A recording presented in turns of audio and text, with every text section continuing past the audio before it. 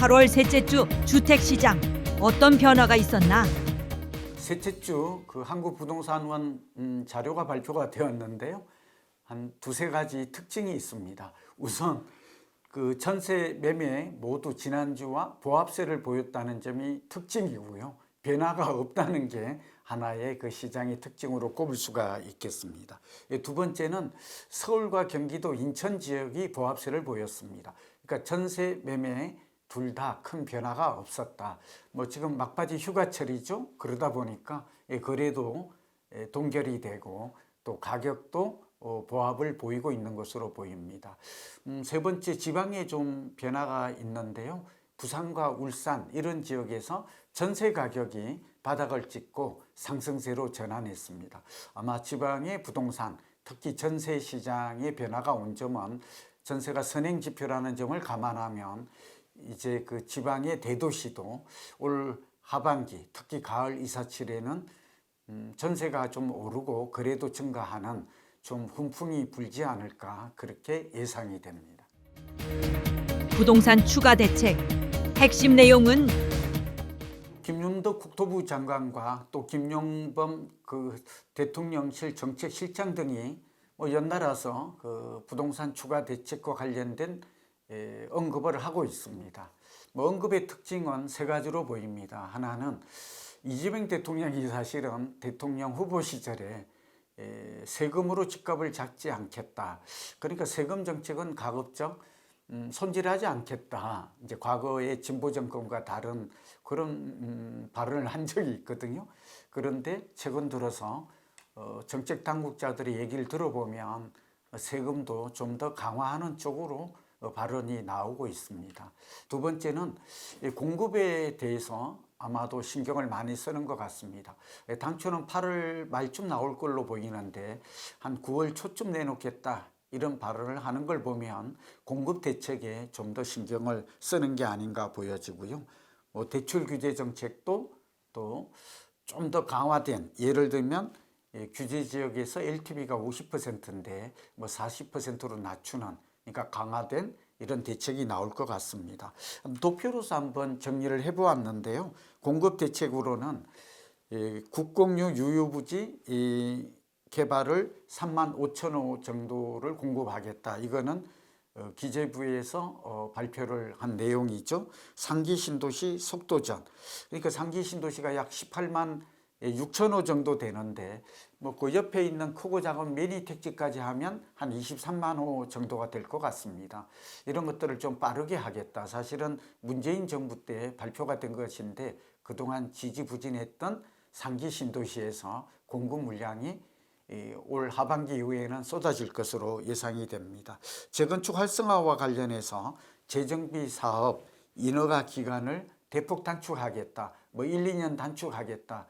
이 얘기도 사실은 지난 정부 윤석열 정부 때 했던 얘기인데 다시 이런 것들에 속도를 내겠다는 그런 의미로 방향으로 읽힙니다.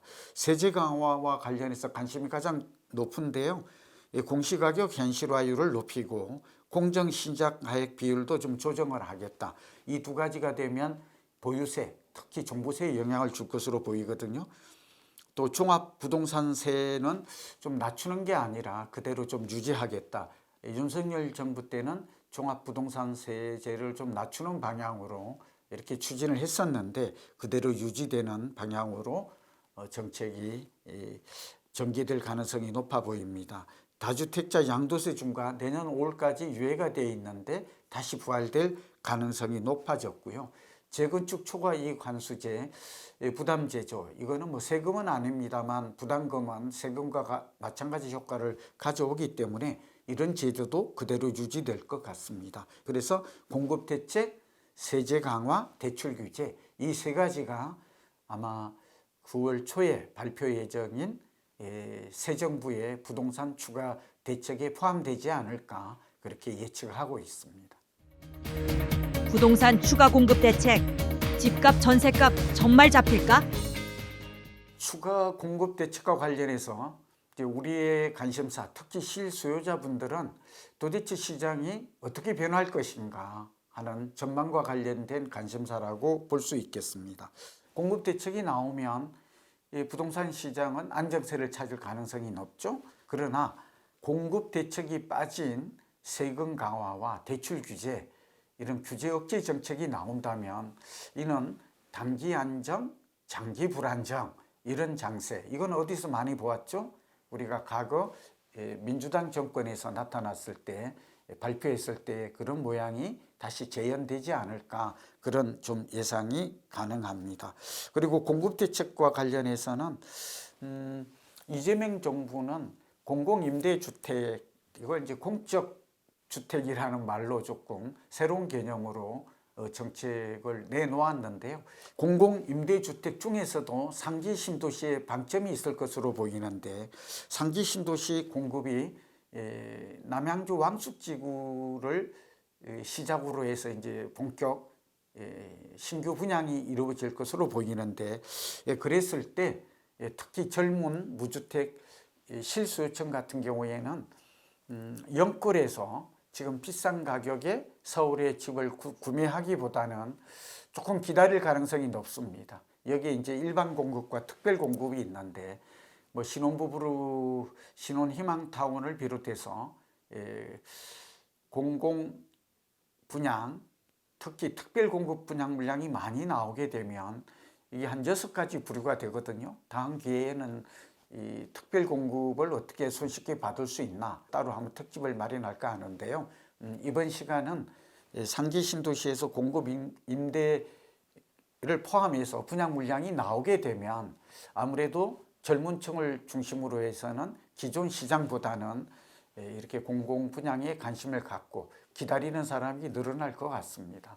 그렇게 되면 집값과 전셋값 안정, 특히 전셋값은 공적 임대주택이 늘어난다면 이런 것들이 시장 안정, 심리적 안정에는 상당한 효과를 발휘할 것으로 전망됩니다.